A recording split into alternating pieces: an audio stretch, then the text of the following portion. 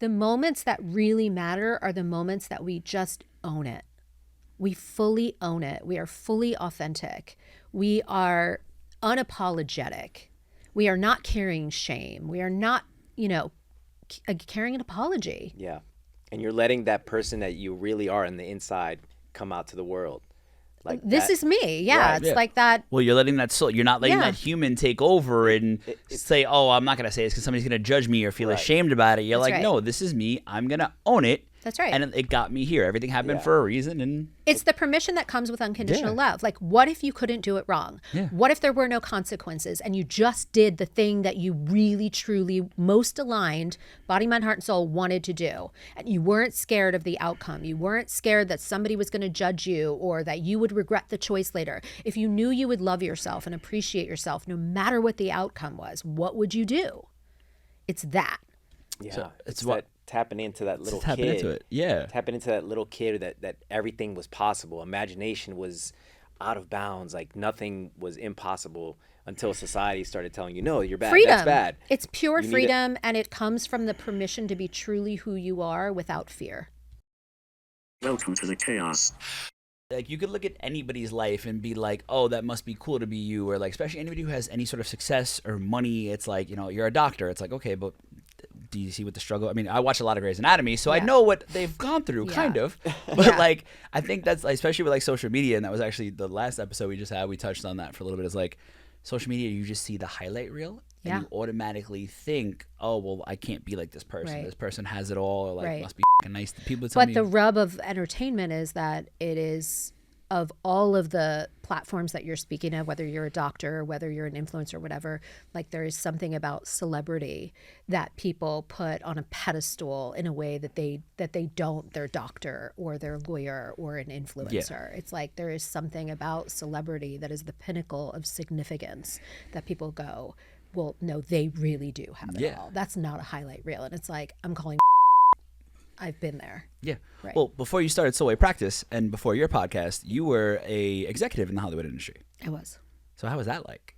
What was that like? Well, I mean, I was young. This was before the Me Too movement. So we weren't having the kind of conversations about how young women in the industry are treated at that time.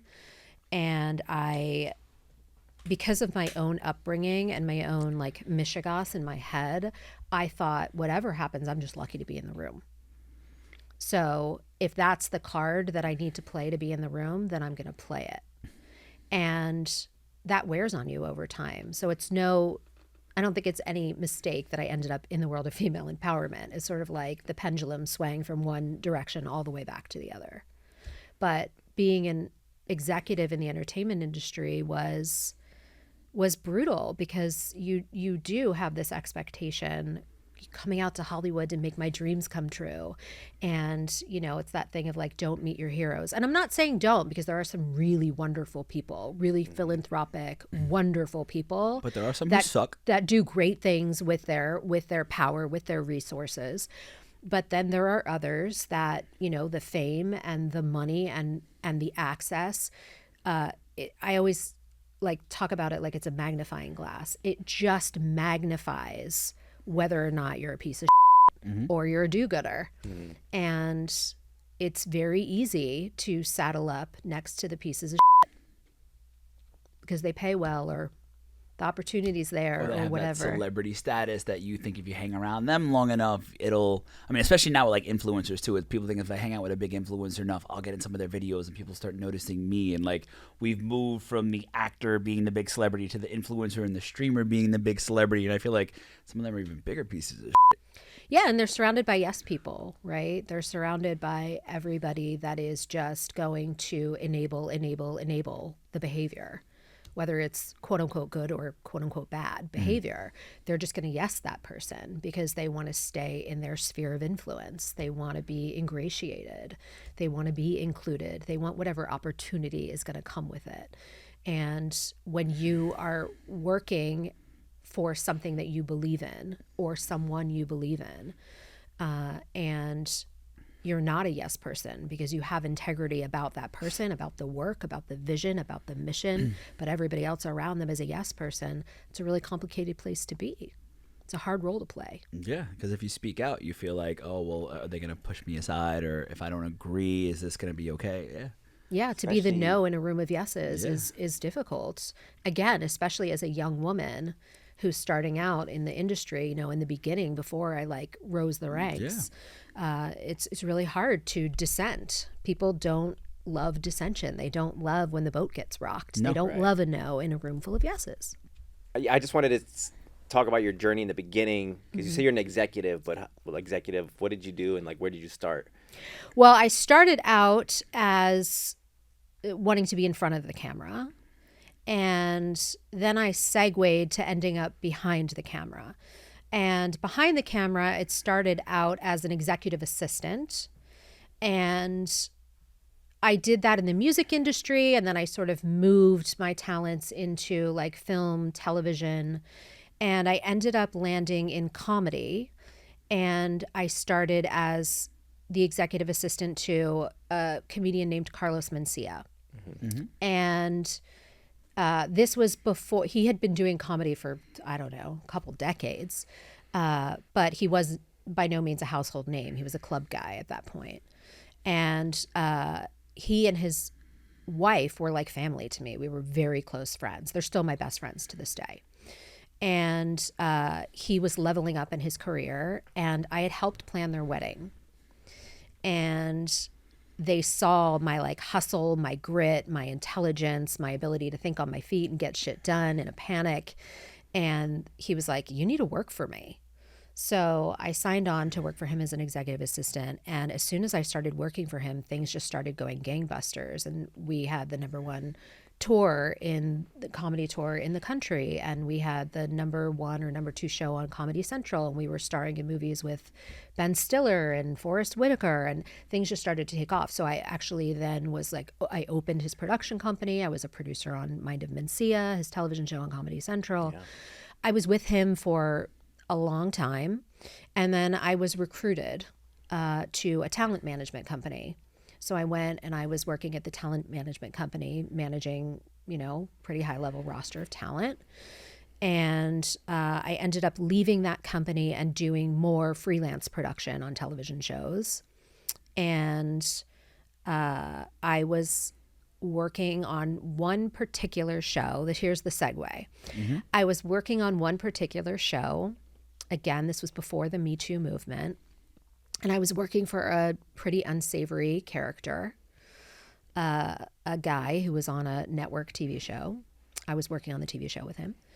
And at the time, I had had an experience. So I'm just pausing on the entertainment protocol for a second, and I'm going to back us into this experience that I had while I was working for this person. Love it.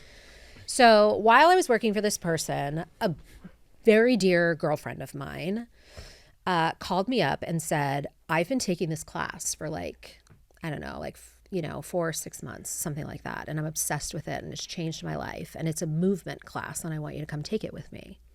And I've been a dancer since I speak body first. Like I have been a dancer since that was the first thing I wanted to do was like, let me turn on the music and dance for you. Yes. Danny always wanted to be in a boy band. Let's go. Let's go. You and my husband could really just get something done. I don't know. But he too. He's in finance, but like really he's a B-boy. So anyway, my friend's like, you've got to come take this class. And it was a pole dance, striptease, feminine embodiment class. And I thought, well, that's one class that I've always wanted to take. Like, that's a bucket list thing. Yes, I'm going to that with you. And it was called like a girlfriend's intro. So it was basically like, the existing student is bringing her newbie friend in to have the experience of this class, which I did. And it was very different because as a dancer, usually you walk into a dance class and it's like bright lights and mirrors everywhere and choreography and like doing the thing. And this was like the lights were out, candles were glowing. There was like red lights. There were no mirrors. The choreography was like, do a really slow, sensual push-up, like the slowest push-up you've ever done. Peel your leg up into the air, but like take the whole song to do it, and like slide your hands down your legs and like feel the beauty of your muscle. I mean, it was like insane. I had never experienced anything like that. And by the end of the class, I knew something had transpired. I knew that, you know, the workout or the warm up was like something really new and really exciting and really indulgent and like kind of perplexed me. I knew that the pole was challenging. I'd had some real run-ins with that thing trying to get a trick. But it was the end of the class where the big pivot happened.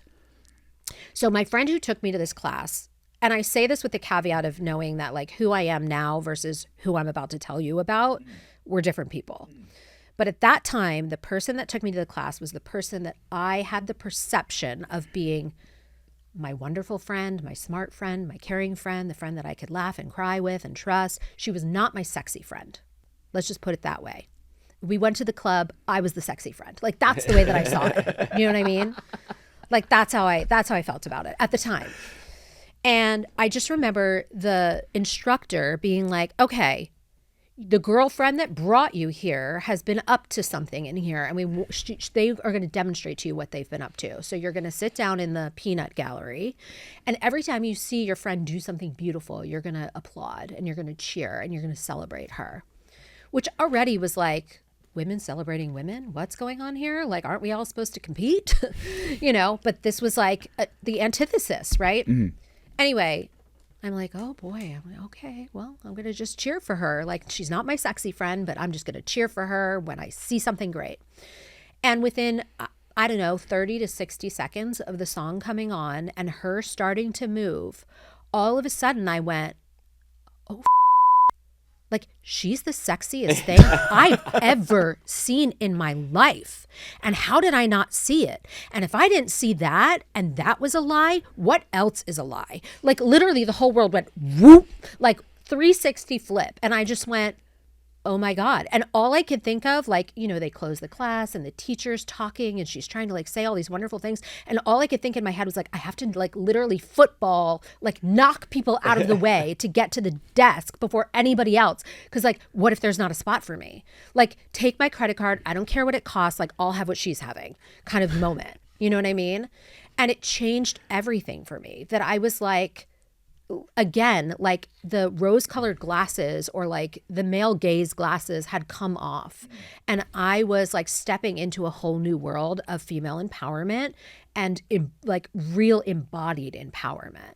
And I just was like off to the races at that point. And I went to now back to the entertainment piece. I went to my boss, my Me Too-ish boss, and I said, I want to take this full-time training in this. I actually want to become a teacher in this thing. Like, I'm obsessed, but the training is rigorous and it's like full-time training for like months on end. And he was like, well, as long as you can get your job done with me and do that, I don't care. But if it starts to affect your job with me, then we're going to have to talk about it. And I was like, great. I did it. I did 2 full-time jobs. Yeah. I like wasn't sleeping. But the irony was I was bouncing back and forth between female empowerment and a misogynist. Oh, wow. That's a mind Yeah. Without sleeping. You know what I'm saying? So it was like I was this ping pong ball that was like ding, ding, ding, ding, ding, ricocheting back and forth between like soul sucking, soul filling, right? Like female empowerment, patriarchy. Like, it was insane. And there was one night that I had, you know, gotten a call from a massage therapist that he had done something unsavory to. And I went, I'm done. I snapped. I'm done. And I said, I don't care what the like repercussions or consequences of this decision are. I'm leaving the entertainment industry. I'm done. And I'm going all in on female empowerment. Me if I know how I'm going to make a living teaching pole dance, but let's go. And I finished my training. And then literally right at the end of training, there was an opening at that female empowerment company, which is a global female empowerment company, the biggest one. And they had a job opening for a creative director, and I got it. And I became the master teacher trainer, creative director of the company. Like, I was there for a decade. Talk about taking that leap of faith and then just the universe providing. Leap in the net will appear, or like the wings will sprout, or whatever you want to say. But as long as it's aligned, I really do believe that. Yeah. So is that how everything started moving into Soulway and your Yes. creation? Yes. Soulsway. Soulsway, sorry. Yes. Soulsway. I know. It's tricky because it could be Soul's Way. It That's- could be Soulsway. We sort of did it as like a we're here to with you kind of thing. Like, get out of the box It that worked. you live in. It worked. Great job. You got it. Soulsway. Yeah, Soulsway it is. practice. It absolutely is, because that company was my entry into embodiment, into female empowerment. And it really, I learned a lot while I was at that company. I learned a lot. And I learned what worked and I learned what didn't. And I ended up leaving that company. I mean, I refer to it lovingly and not lovingly as like I left a cult. And I realized, okay, there is a lot that I need to heal in myself. And I know that if that's true for me, that that's true for women everywhere. And so I'm going to take what worked. I'm going to unpack what didn't. And I'm going to go out and I am going to study and hire every expert that there is and go as deep as I can to learn what it is that we really need to be whole, because we are compartmentalized. We are so compartmentalized, particularly as women, but all of us, I really believe. Mind, body, heart, soul, they're all addressed very separately. Let's not even talk about sexuality as its own other compartment. But there was so much work to be done to make all of that a cohesive practice for people to realize that we're not necessarily all networked, like the mind over matter. Well, why? Why is the mind over the matter? The matter matters. Yeah.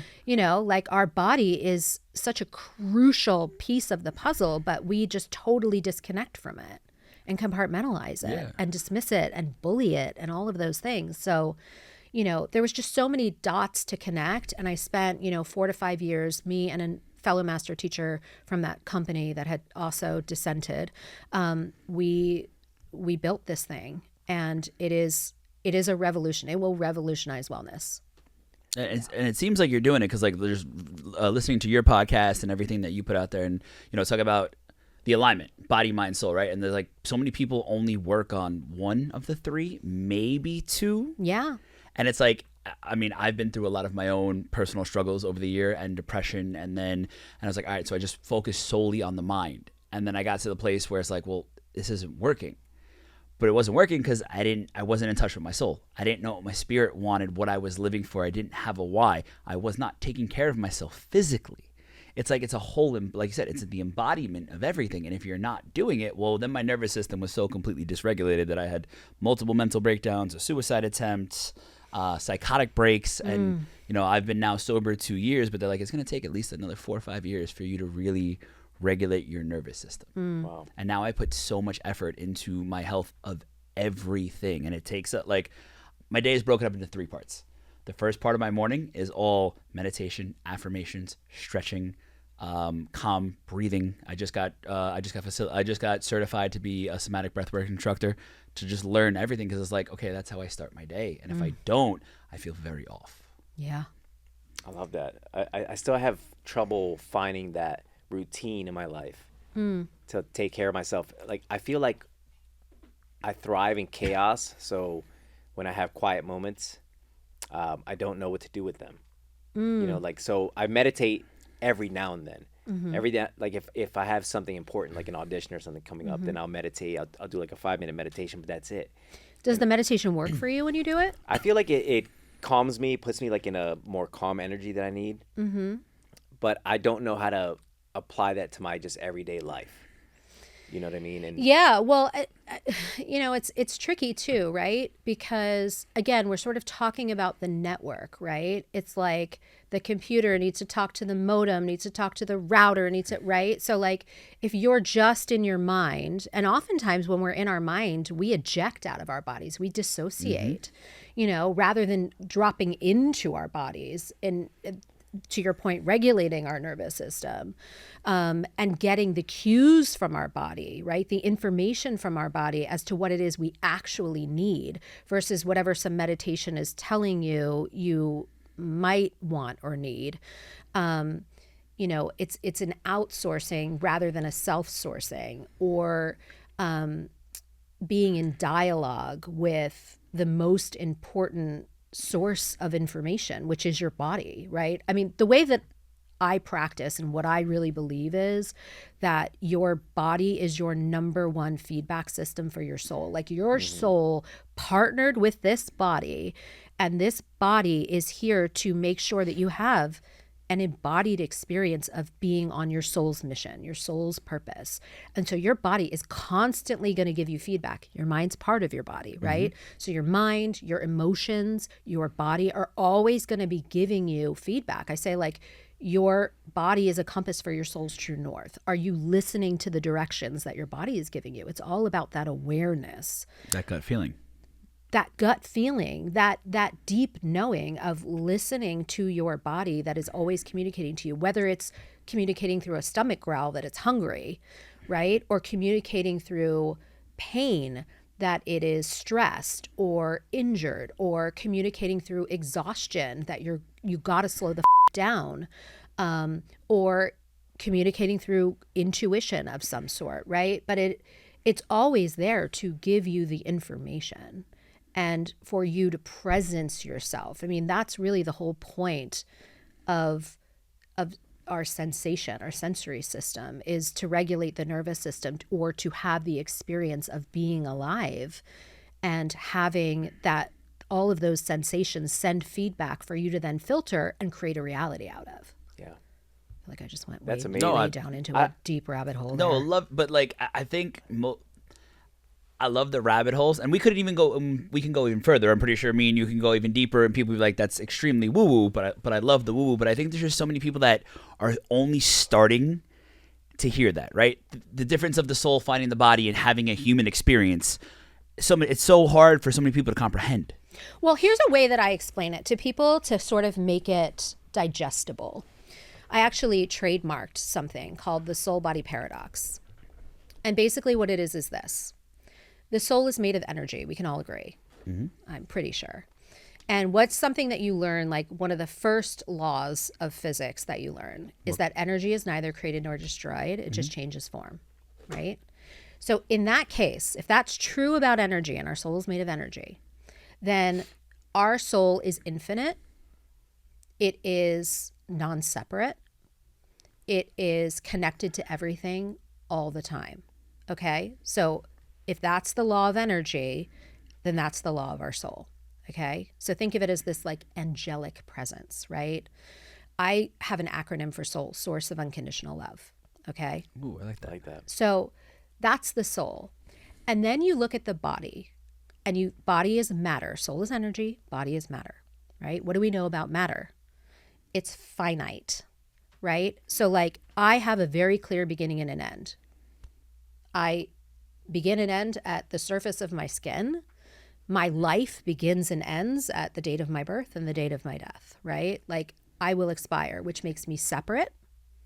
It makes me uncertain, and it makes me finite. So do you see how those are complete opposites? The body and the soul are complete opposites.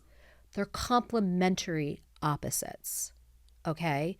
So the soul and the body partnered almost like a yin and a yang, okay? The infinite and the certainty are there to balance each other. Balance is what creates homeostasis, right? So when you ever experience those moments of euphoria, and not fake euphoria, but like euphoria that comes from gratitude, when you feel a sense of shedding a tear because everything is in its right place, everything is as it should be, you're just grateful for being alive. Those moments of homeostasis or equilibrium are the balance between your soul and your body. They are both partnered and in service of you being here in this moment, having the experience that you're having. It is your soul, your source of unconditional love, being your body's experience. You are an embodiment of unconditional love when those two things are in balance. Those opposites come together and create a feeling of there's no other place I'd rather be than in my body. It's my favorite place to be because I am love. I'm the embodiment of love.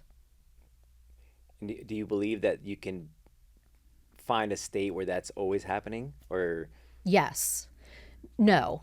Let me yes, you can always tap into it is what I mean. Yeah. But no, you're not going to live in that state because you're human. Yes. We're always going to jump back into a judgment. We're always going to jump out of certainty, the certainty that our soul has, into uncertainty, right? The body is like I said, the soul's like an angel. The body's like an animal. It's predator prey. It's black or white. It's good or bad. It is, I want to get closer to that thing and further away from that thing, right? Whereas the soul's like, everything's love, you know? There's nothing to judge. There's nothing to fear. The body operates in fear. Again. So it's like, you're going to jump into your humanness. You're going to jump into, ugh, or yeah, or whatever. But then it's about not losing the syncing with your soul's certainty, bringing it back in and going, whatever happens or doesn't happen, I'm worthy of love. Whatever I've done or I've not done, I'm worthy of love. And bringing that back in constantly, because the further we get into our humanness of I'm not enough, or I'll never have enough, I'll never do enough, I'll never be enough, it's because you're so out of balance. You're so deep into your human nature that you've lost your spiritual nature and the certainty that comes with it. I want to go off what you're saying, and because it's been in my head, that moment that you were in the class with your not sexy friend, where you thought she's still one of my best friends. I hope she doesn't listen to this. Okay. Yeah. and what I was thinking was, at that point in your life, were you thinking that you had everything figured out? You know, you're like, don't we all? Don't we like walk around with this like sense of and then like something slaps you in the Right. face, and And you're in like, that- oh, I know nothing. in I have a that 7 and moment- 11-year-old who are like certain they know everything. yes. Yeah. And was that yeah, I'm sure that was the moment you said it, like you were like, I want what she's having. But what was the click in your head that what went through you? Is like, what did you figure out what was missing, or like what was it that you saw in her? That was it like a sense of Honesty, okay, authenticity, right, an owning, a full owning. Like, you know, I have a mentor that always says, like, you know, whatever you don't own, something or someone else will. And in that moment, she owned it. So like my podcast, Look at Me Now, was because I was sitting at lunch with a family friend of mine who is a badass attorney, like runs the legal department for like a major motion picture studio. And she goes, you know, I just love that you empower women and I want to tell them my story. And I said, well, start with me. Test it out on me. What story are we referring to here? And she goes, you know, when I first moved to Los Angeles, I was putting myself through law school. I used to let my neighbor snort lines of cocaine off my ass for $200 a pop, but look at me now. And she said it with such a my body, my choice, like try and put a story on me of what that means. Like, you don't get to assign anything to me, to my worth, to my value, to my story, to my potential and what's possible for me. Like, off. And I was like, that's a podcast. Yes. I mean, it took me years to make it a podcast, but I mean, It's thriving now. it is. It's It thriving is. now. I mean, it really is. And, you know, and I think it's because so many people can relate, right? Yeah. But it goes back to this idea of what I saw in my friend that day, what I heard my other, you know, family friends say at the table that day was, you know, the moments that really matter are the moments that we just own it. We fully own it. We are fully authentic. We are unapologetic. We are not carrying shame. We are not, you know, carrying an apology. yeah, and you're letting that person that you really are on the inside come out to the world.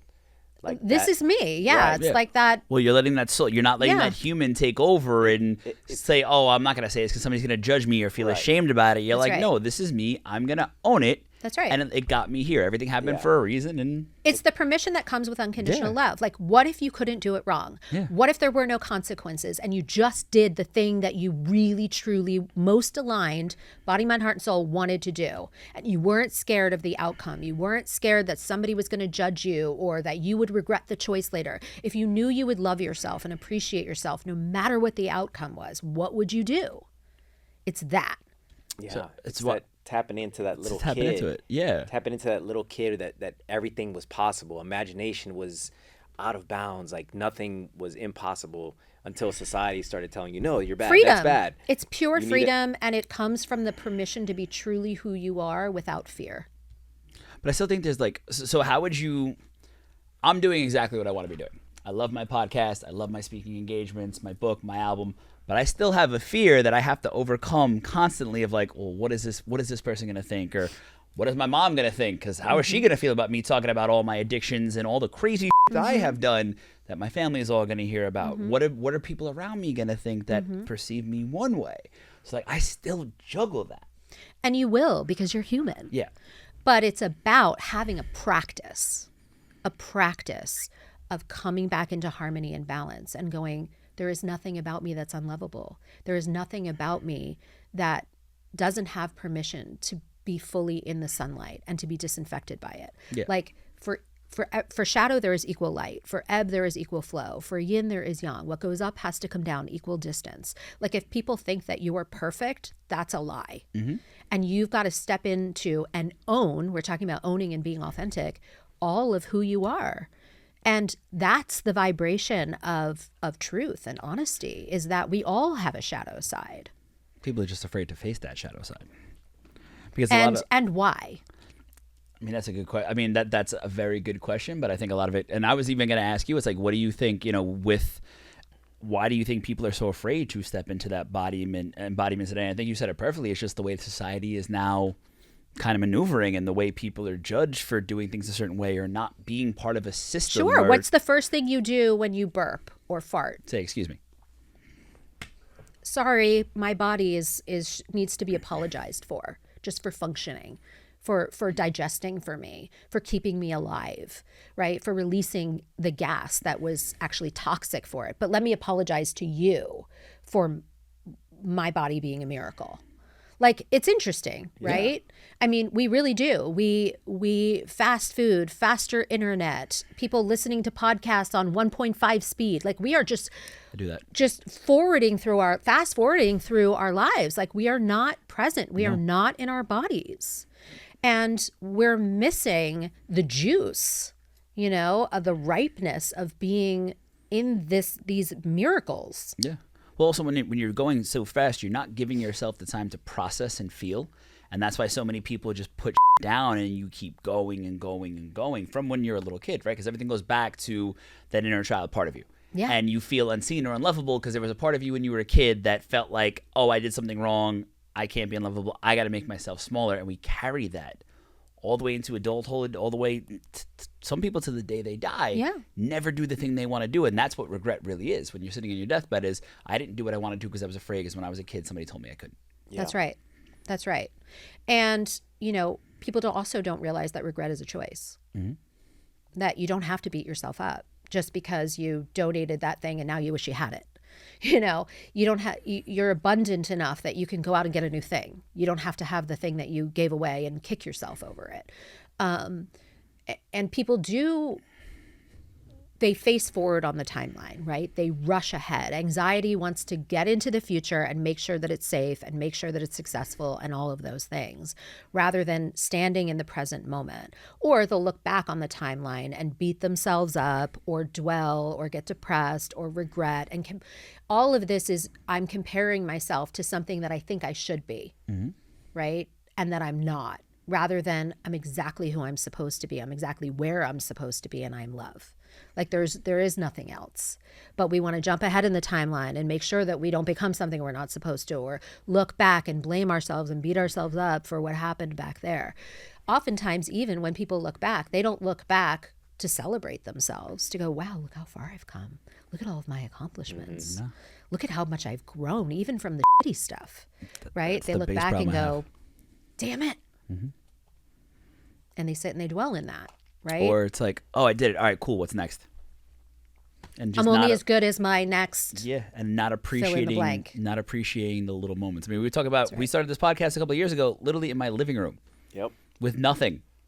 And now we have this really cool studio and an amazing team and all that. But now it's just like, all right, well, how do we get sponsors and how do we get more followers and how do we get paid? And it's like you kind of you'd lose the joy of it. That's right. That's right. It's that speeding up, right? And that is our fear. That's our anxiety. And so again, it's a practice to presence yourself enough to slow down, to be alive in the moment and not miss what's here.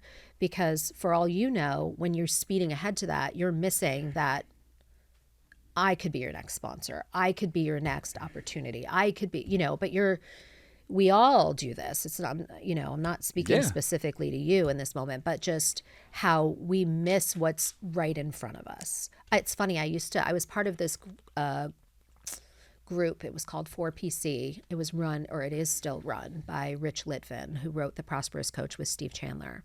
And in the coaching world, these guys are like very big deals, right? And in this group, it was like, 25, they call it the 4% club, like 25 of the like highest caliber coaches and consultants in the world, right? So you have to like be invited into this like high net worth, blah, blah, blah, right? And they played this game called Hey Yo. And what was so interesting about it was, you come in and you would have this big agenda, and you're like, I got to brainstorm with everybody and I've got to make this big plan. And like, how am I going to do this thing that feels like a Hail Mary that's going to like take 10 years to get done or whatever. And the Hey Yo group was like, all you have to do is say it in this circle. Somebody's going to know somebody. Like, it's not as hard as you think it is. It's not as far down the road as you think it is. It's oftentimes you create such a chasm between where you are and where you want to be that's not real when the person in front of you has your answer. And that game always blew my mind because there wasn't ever anything, no matter how pie in the sky it was, that somebody brought into that circle that didn't get done in the circle. Wow. Hey yo. Hey yo. I've been to those things. I've been to a couple called the Think Tank, and it was like same thing, a bunch of creative people coming together, and it was for the point of networking, but helping each other out. You're not going to be successful by yourself. You need to have people around you that you can help, and these are all people that were willing to help each other out, and that's how you pay it forward, right? Yeah. Somebody's helped me out with so many things. I want to pay it forward to other people, and yeah, I got connected to a lot of really cool people, and like it's an awesome. Like we should have more of that in the world. Couldn't agree more. Let's have that be our next project. Yeah. I mean, that's how Chaos was formed. You called me up. I had an accident in 2016, and Mike was calling me. We never really like talked a lot, or we weren't like the best of friends before, but we knew each other. And he just kept calling me after my accident. I'm like, why does he keep calling me? And there was just something. He was just checking in on me, and he invited me to come over and hang out, and we were just shooting and we were talking about nightlife, and he had an idea about a podcast, and here we are. Yeah, and the thing is also you have to be open to when there's a green light, let's say. We love the McConaughey book. Right. And you have to be open and willing, and don't let the fear get in your way of saying yes to like something. And he caught me at a time where like I was saying yes to new things that made me scared because of like the situation I was in. I was always saying no. Like, I don't want to go out. I don't want to be part of this. I'm afraid of what's going to happen. When I finally was like, man, this is no way to live, man. Like, it's when you live in the fear and you face the fear, that's when the best happens. What was your pivot point? I'm so curious of going from no to yes. It was literally like, as cliche of watching the world pass me by. Like, I was sitting in my wheelchair looking. I had this window that was a patio into the apartment, and I saw people just walking, and I was like, I'm tired of watching. Like, I need to be living. And there were so many things that happened to me in my wheelchair, like falling out of my wheelchair in public and not knowing how to use my wheelchair, having accidents, peeing on myself, that like started putting me into this like box where I'm like, I'm not meant to live. And finally I just got sick of it, and I started putting on motivational speeches on YouTube. That's how I would start my morning every morning. And it it just started getting into my brain. And I remember one time I was cooking eggs and I was just crying into my eggs. And I'm like, I can do it. I can do this. And slowly but surely, I just started changing my mindset. And like you were saying, working on my body, the first thing I did was I went to a PT gym. I started working out, feeling better, and the mind-body connection was getting there. And then the soul thing started coming into it. So it's amazing now that I'm thinking back. It's like I was working on that subconsciously. But then he came in, and I told myself, like, I'm going to start saying yes to anything. Someone invites me to dinner, I'm going to go. And an event that's happening, I'm going to go. And then he called me, and he invited me over, and I was like, what does this dude want? Like, it was great that he was reaching out to me, but I'm like, I don't know, understand why he keeps calling me, but he's just genuinely a good guy. It's divinely ordained. Yeah. And it's so interesting hearing your story, because really what I'm hearing you say is you reestablished self-trust. Yes. Mind, body, heart, and soul. But you, like, the whole process was you trusting yourself. And I feel like most people don't trust themselves. Mm-hmm. Trusting myself and Like, no matter what myself- happens, when I say yes, whatever happens, I'm resourceful enough to figure it the out. Yeah. And when people say face your fears, like, it's for a reason. Yeah, like Because- it's gonna happen, but Yes. but I'm not gonna let that be the reason that I don't go out and live my life. Yes. I'm gonna trust myself that whatever does happen, it's worth it enough to take the risk to go Right. out, because I will figure it the out. Yes. I feel like fear is the doorway that keeps you out of The best Success. things. Was it the line? The greatest things in life happen on the other side of on fear. the other side. Absolutely. And, Yeah. and that's been when I feel that fear, I'm like, okay, this is something I have to do. And the more scared I am, I'm like, the bigger. And if I fail, we know this. Failure Leads to makes you better. Mm-hmm. So the more you fail, the better you're going to be. And it took me a long time to figure that out. It's the more lessons you learn. I mean, the greatest breakthroughs I've had is when I've been at rock bottom. The Yeah. breakdown is the breakthrough. Mm-hmm. I say it all the time. It couldn't be more true. Mm-hmm. I mean, the breakdown is the breakthrough. And, for me, it's always about, like, the name of the book that I'm writing right now is U-Turn, but like YOU, turn. Mm-hmm. And it's always about, like, coming back to yourself time after time, because we're constantly self-abandoning. We're constantly misidentifying ourselves, all that kind of stuff. And it's always about, like, coming back home to the truth, coming back home to that alignment, that syncing of, like, that soul body connection, living a soul bodied life, and you circled back to yourself. Yeah. You came home to yourself, and it's a process, but you did it. And that is so inspiring for other people who go, like, well, if he could do it, I can do it. Absolutely. Yeah. I mean, when you say he says all the time, the greatest thing that happened to me was my accident. And most people be like, you're going to say that becoming paralyzed was the best thing and it's so hard for people to fathom. I get the same reaction every time. Really? Wow. And people meet me and they're like, they have pity towards me, or feel that they feel sorry for me. And I'm like, dude, do you know the shit that I did this year? Mm-hmm. Like, the happiest he's ever I was been. on this is something I've had trouble too, is like my accomplishments, I've always pushed them down. Mm-hmm. Instead of, like, people are like, oh my God, that's amazing. I'm like, oh, thank you. I always was, like, bashful about the cool stuff. Why? I don't know why. Like, I feel like. You do. Nobody knows but you, because you've created that story. Yes, you're right. And I don't know. It's. I think she's about to get you there. There was always a thing of people would always call me a show off. Uh-huh. Even when I was dancing back in the club days, the managers would be like, this dude's showing off. He's always dancing. When in reality, I was just dancing because there was music on. I'm in a club, and it makes me happy. You're supposed to dance in a club. Okay, so there it is. So it's the things, the people that push you down.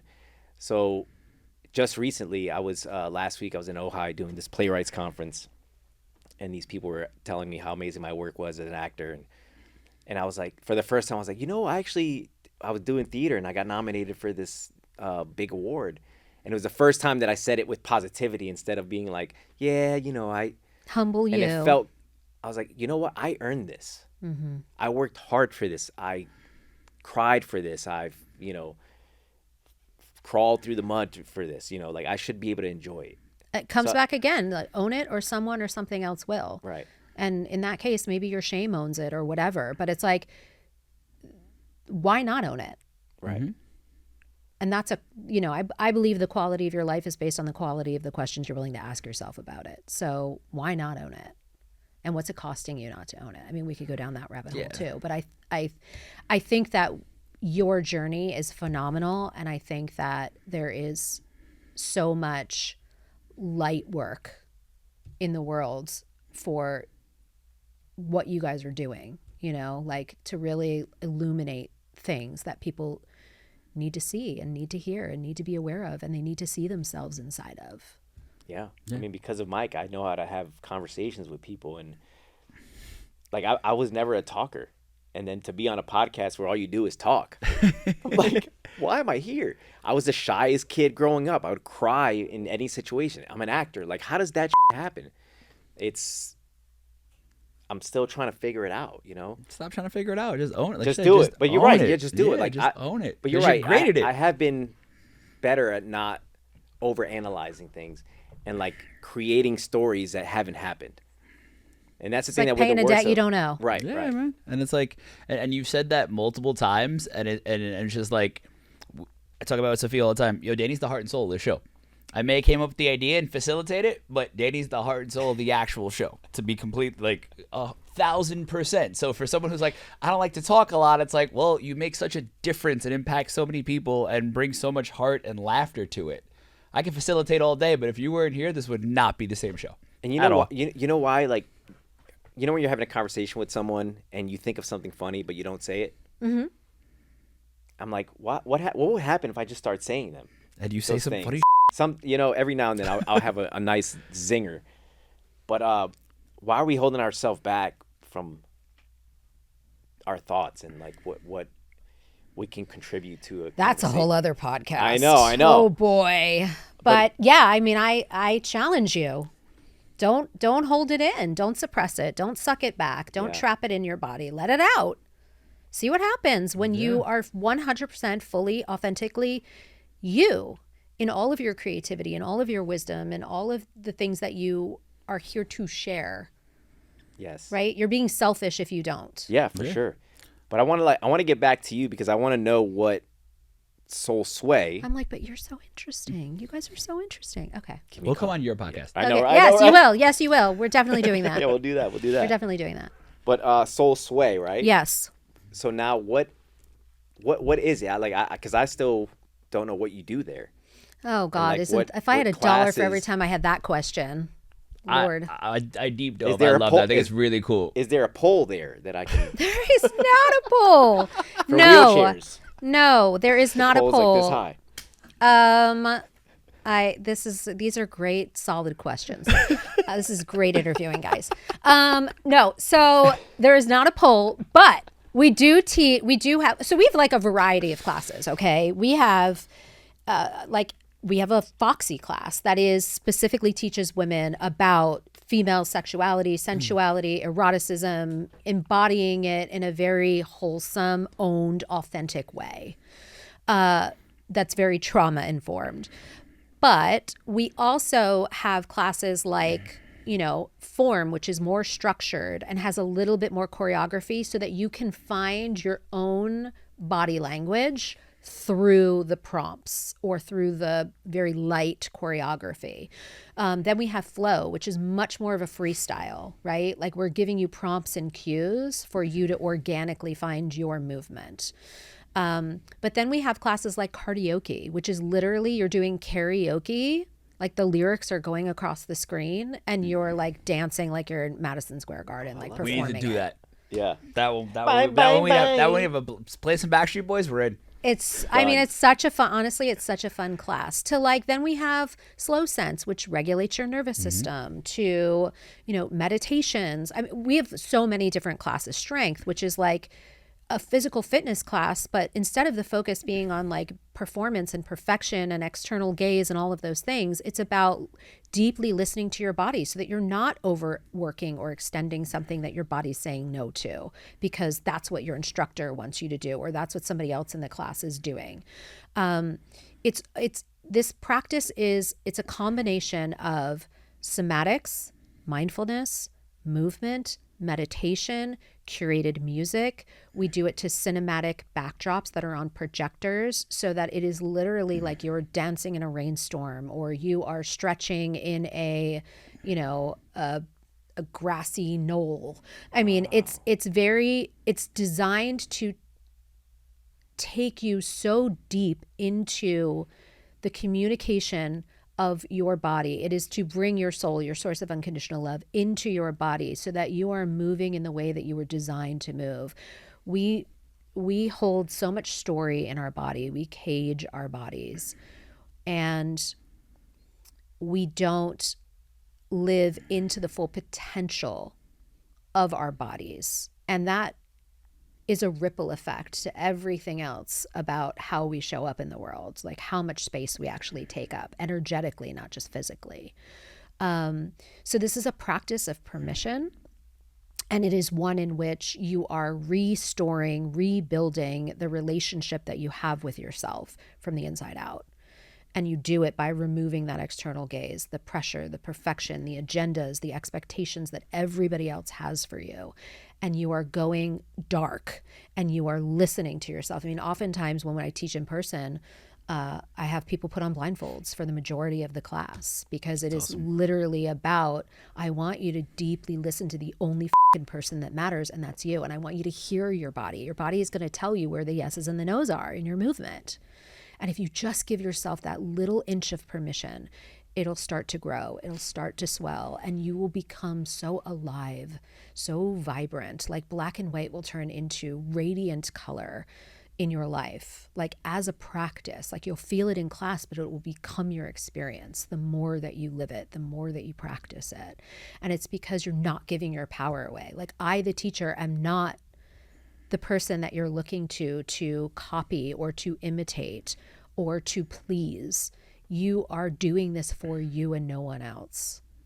And it's honestly, people, every time somebody takes it, they go, I have no idea. They're crying, they're laughing. They're like, I have no idea what just happened. It's a release that was just sitting there for so long. And I'm like, you came home to yourself. Right. And the way you have it, like the format that you're using is like, I just hear there's no judgment there, you know, and any class you take in LA, you feel like you're being judged, competing or judging. Like that's why I go. This is a new era of wellness. Yeah. Like we are literally revolutionizing Yeah, wellness absolutely. Yeah. as a holistic practice. Like we are not compartmentalizing anything. All of you is coming to the table in this. We are working out your physicality, your mentality. We are working out your emotionality. We are working on your sensuality. We're working on all of it. Nothing is left off the table. Like we are addressing the entire experience of you. Love that. So I work out at Planet Fitness, judgment-free zone. I'm there like, no, it's not comparing to like what you're doing, but you know, that I do go there because I don't feel, you know, I went to like 24-hour fitness or LA Fitness, and people are there with their cameras and and I'm like, this doesn't feel good. Like I don't feel good. Like I feel like I'm not good enough for these people, and it just, that was my own that I was going through, and so I joined Planet Fitness, and it's like a bunch of kids and like, you know, old ladies, and you know, we're all just like, hey, we don't know what we're doing here, but I love that like, you didn't give up. You know what I'm saying? I love Yeah. that you didn't go to one place and go like, a gym's just not for me anymore. Like, Right. I love that you were like, you listened to the feedback, which was like, maybe this place isn't right for me, but I'm not going to give up. I'm going to find my place. I'm going to find my people. Yes. I'm going to keep going because I need this for myself. Yeah. And that stick-to-itiveness and that betting on yourself, that's everything to me, you know? And I just celebrate that you did that. I celebrate what you're doing because that sounds like a place that I would want to, you know, do my journey and figure myself out. And It's great. I think a lot of people are so, like we talked about fear earlier. So many people are so afraid of what they'll find out or what other people will think. But if you're creating a safe space where it's like, okay, I'm going to find this out and everybody around me is going to support me in it, or not judge me for breaking down. Especially as a male, it's like, I don't want to be in a space where I'm going to break down and cry. I've done it, and then you kind of feel shame afterwards. Shame spiral. But it's nothing to do. It's like, oh, I actually feel better because I released it, but I'm in a shame spiral because the way society has taught us as men to view that we're not supposed to do that. Right. And then you get into a vulnerability hangover, and then you go, I'm never doing that again. Right. When really the thing you need most is to do that again. Do that again. Yeah. I mean, I think that there is something to be said about having an environment that is baked with permission, just packed with permission. That being said, you know, there is something about promising a safe space, because no matter how trauma informed I am, no matter how many experts we worked with to polish this into a diamond, and it is, I will never promise somebody a safe space, because what's safe for you might not be safe for you. And yeah, we're trauma informed, and we have workshopped this to death. Like, we are creating what we think is the safest thing that somebody could possibly experience. But that is not a guarantee, because what is safe for one person is not necessarily safe for another. What's a trigger for one person is not, you know, like the wind could blow the wrong way, and that could be a trigger for somebody. So I try to be really careful with the word safe space. But I do really try to create a container, and we have created a practice that puts you in the driver's seat, that puts the taker of the class in the seat of power. They're the expert in the room, not the teacher. That's awesome. Very different. I'm telling you, like this is we've never heard anything like it. Yeah. I definitely want to come take. So where Yes. is it? Where is do you have So a- we have a virtual studio, and we also have like online courses and stuff. And the reason for the virtual studio is there is something irreplaceable about a private practice. We're talking about removing the external gaze. And remove it. If you're in a room full of people, it's hard to remove it. Even with the blindfolds, it helps. People are like, oh, I could never do it without the blindfolds. Some people love doing it without the blindfolds, but there's something about being alone with yourself, because then you actually recognize how pervasive the voices are of how much you actually shame yourself. And most people, the loudest critics, are the ones in our own head. It's not actually the people around us, right? So doing the practice at home, alone, in a safe space with yourself is where so much of the really beautiful, rich work gets done. That being said, we teach pop-ups, and we teach at retreats, and we teach at festivals, and we, you know, all of that kind of stuff. I mean, I've even taught on a boat in the middle of the Arctic Circle. That's cool. Yeah. Right? I mean, it's wild. But with that Daybreaker, I don't know if you guys know Daybreaker. So we were on a trip with them and taught for them. They do this, they do the sober coffee. Yeah. The sober coffee raves. Yep. I Yeah, know those yeah, guys. yeah. Rada, Sober the founder, was on my podcast and is a friend. So they do like coffee raves. So it's like, it's now part of the sober movement, and I've actually been to a couple in Venice, and it's like from 9 a.m. to like 1 p.m. they find a really cool coffee shop, and a DJ plays in, and you can all go and hang out. And it's like, because like obviously once I got sober, I didn't know what to do, because I grew up in hospitality and nightlife, and I was always out partying, and that's where my circles were. So it's like, I don't know where to go or how to meet people, and it's a really cool way to meet people that are more aligned with what you're more aligned with what you're about doing. these coffee raves, man.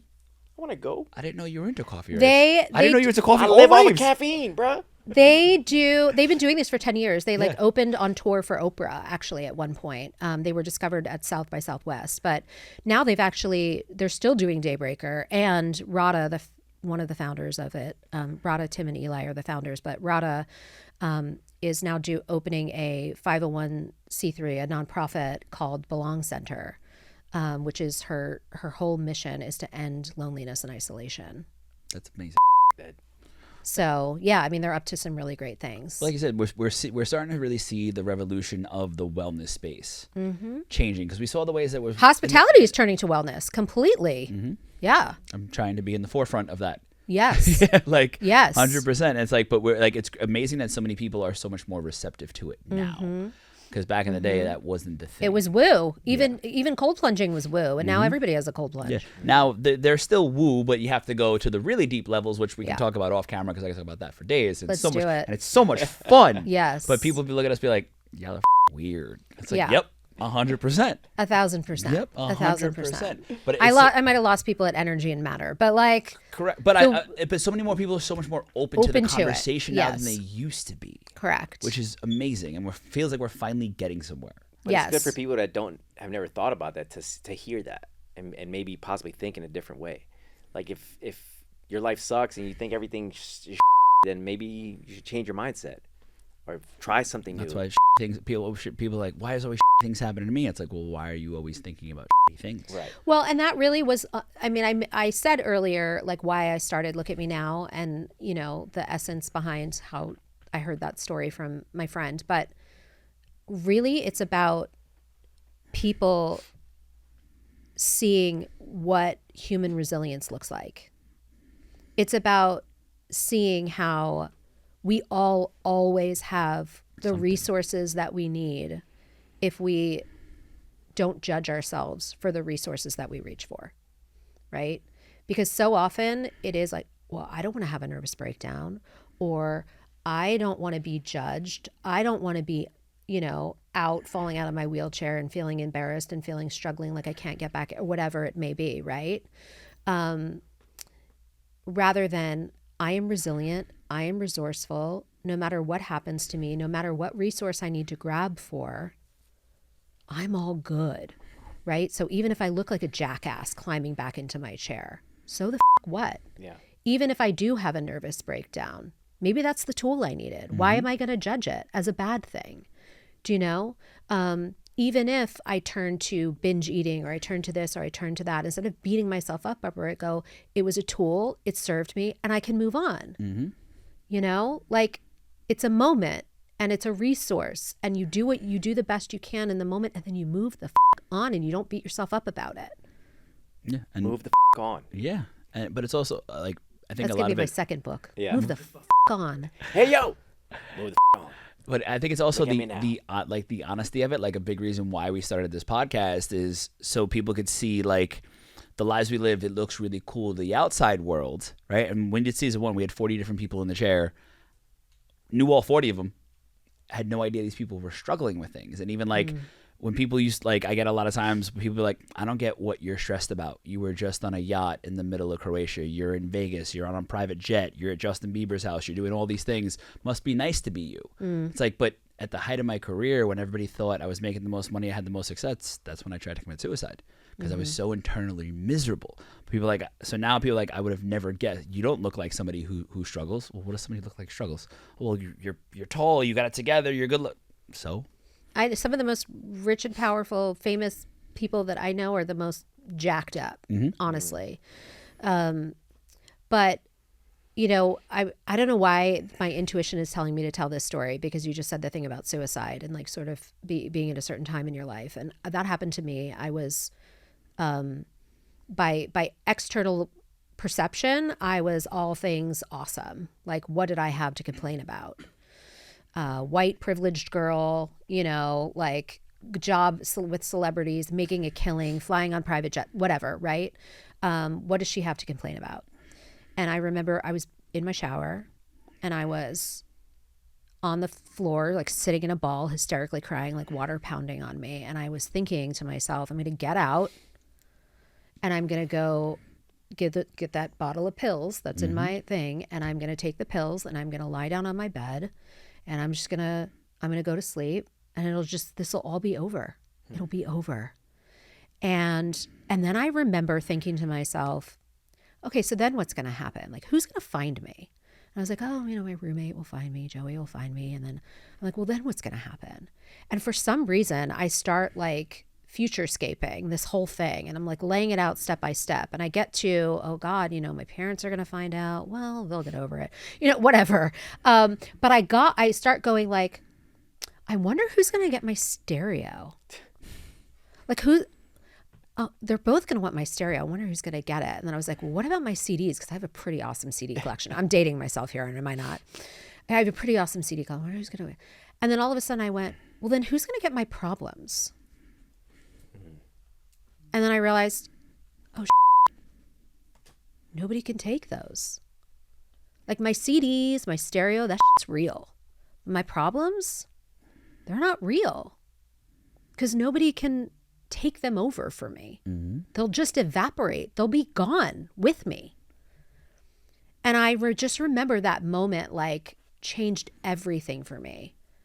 Something about me just like cracked wide open, and I floated out of that shower, and I was like, I reborn. Like, they're not real. The problems aren't real. I can do this. And I swear my feet didn't touch the ground that night. Wow. And that moment really changed so much for me. I feel like that moment was the beginning of the journey of going from, I am broken, life will never work for me, my existence is miserable, and it doesn't matter what, the outside world grants me, my inside world sucks, and it'll never change, and I'm going to die alone and in pain, and it's always going to be that way. And I can't change it. And that moment in the shower changed it. I'm not saying the journey was done. There were many more milestones. There would be many more podcasts to walk you through. That's why I'm writing a book. But it was a moment like of awakening. Mm-hmm. And I just sometimes feel like people need to hear that story to like have an aha moment. Because that's all it takes, is that one aha moment. Because for me, after, I took the pills, laid there, threw my guts up, was like, I'm just going to lay here, whatever's going to happen is going to happen. And I didn't think about that, the problems, until, and I was like, no one's going to miss me. You're all going to be fine. And then when I opened up to my best friend, who's like my sister, and I saw the look on her face, and I was like, oh, this was really going to hurt a lot of people. That was my aha moment of like, oh, I can never get back here. No matter what I do, I have to make sure that I'm okay, because I can never. And then I started thinking about my dad and my mom and my little brother and my nephews, my cousins. I'm just like, no. But it was that moment, and I'll never forget the look on her face. Yeah. It's like embedded. Those are the moments, I will right? never forget that moment. Those are the moments. Yep.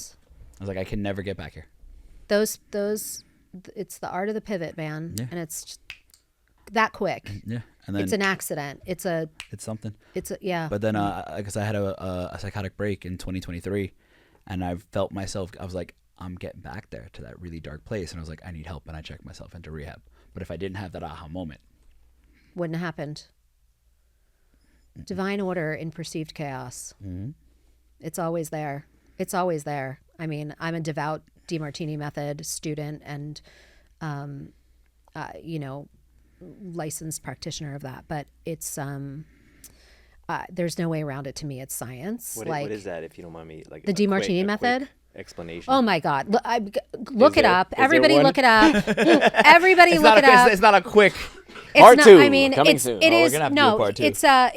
He equilibrates the mind. So basically, he takes the unconscious and the conscious and brings basically does like a mathematical equation, because we all live imbalanced perceptions. And basically, what he does is he balances them so that you are in a state of grace and gratitude for anything, no matter what it is, whether it's like depression, whether it's loss and grief, you name it, anything that you resent, anything that you grieve the loss of, anything that you obsess over the gain of, he'll neutralize it. The method will neutralize it. It's the most phenomenal, amazing thing. He's a polymath. He's been doing this for like 50 years. He's written like 100 books. He's one of in his presence, you're just like, you're so smart. My brain can't calculate how brilliant you are. Wow.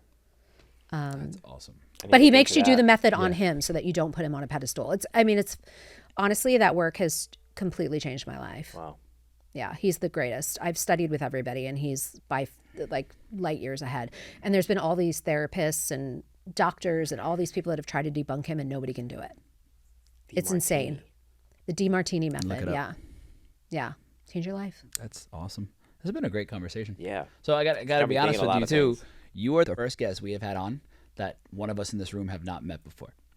Oh. So Hey. yeah, so like it was where it's like, okay, this is gonna That be makes my interesting. tail wag. Yeah, Let's go. wasn't I'm sure how was excited. it. First person we didn't meet beforehand, just kind of did a little research on you. So me and Sophia were like, it's gonna be interesting, and I was like, I think it's gonna be cool, just getting to like study you and like listen to your podcast. Like, well, you seem like an awesome human that speaks the language we all speak here. 1,000%. So like, thank you so much for being on. Thank you for having Yeah, me. thank you for your open honesty. We really enjoyed the conversation. We're gonna have to have a part 2 because we've been going now for over an hour, and we could probably go for another hour Oh, yeah. There's or so much two, more. and there's so much. So you're I'll have you on awesome. mine. Absolutely, Let's do it. Part 2. We would definitely love to do that. So thank you so much for being on. Any Thank last you. words from you? Actually, I wanted to see if you wanted to let everybody know where we can find Soulsway, or like if you wanted to plug anything. Oh, God bless. While I Yeah, formulate. sure.